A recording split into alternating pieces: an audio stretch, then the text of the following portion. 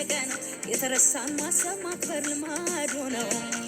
በአይነ ቁራኛ ትላንትና ያየ ኢየሱስ ሲጎበኝ ጠጋ ጠጋ ሚሉኝ ሲድረስ ኢየሱስ ፍቅሩ የጠለቀ ነው የተረሳን ማሰብ ማክበር ልማድ ነው እውነት የመሰለ የሁሉ ውሸት ነው የጠላት ፉከራው ዛቻና ድንፋታው ቀን ተቀጥሮለታል እግዚአብሔር ዝም ሲል የረሳ መስሎታል በል እንግዲህ ወንድሜ ፈራ ተባብበል ሊገለጥ ነውና ታላላቁም ነገር ለካ